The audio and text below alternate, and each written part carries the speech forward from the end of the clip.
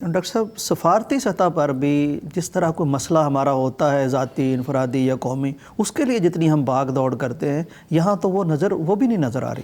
دیکھیں، میں یہی بات کر رہا تھا اور حافظ صاحب نے بھی اسی بے بسی کا اظہار کیا ہے اللہ اکبر۔ کہ دیکھیں، مغربی طاقتیں جو اپنے آپ کو انسانیت کا لمبردار کہتے ہیں، ان کو تو فلسطینیوں کا خون نظر نہیں آ رہا، اور وہ تو اسرائیل کے ساتھ کھڑے ہیں، ڈٹ کے کھڑے اور ہیں، ڈٹ کے کھڑے واضح ہیں، کھڑے اور ہیں، واضح بالکل۔ کھڑے ہیں، اور آ کے انہوں نے وہاں حمایت کا اعلان کیا۔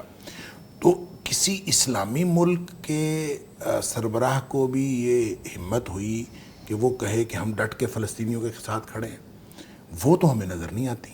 ان کے پاس، ان کو کوئی یعنی ضمیر مردہ ہو چکا ہے یا مجبوریاں اس انتہا کی ہیں، واللہ عالم کیا ہے۔ تو اصل میں تو مجبوری انہی کی ہے جو یہ اپنی مجبوریوں کی وجہ سے کچھ کر نہیں پا رہے۔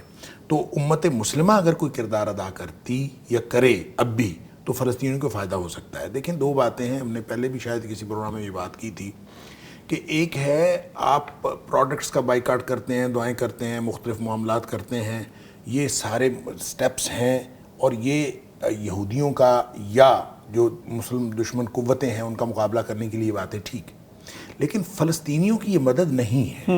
فلسطینی اس وقت حالت جنگ میں ہیں، ان کا قتال ہو رہا ہے، اور لہٰذا ان کی جو مدد ہے وہ صرف قتال کی صورت میں ہو سکتی ہے کہ آپ ساتھ ان کے کھڑے ہوں، ظالم کا ہاتھ پکڑے اور جا کے۔ ظالم کا ہاتھ پکڑیں، اور اس کی کم از کم صورت یہ ہے کہ آپ سفارتی تعلقات استعمال کر کے جنگ بندی کروا دیں، کم از کم ان کا جو مزید خون کی ہولی جو ہے وہ نہ کھیلی جائے اور معاملات ایک دفعہ تھم جائیں، کم از کم اس کی صورت یہ ہے۔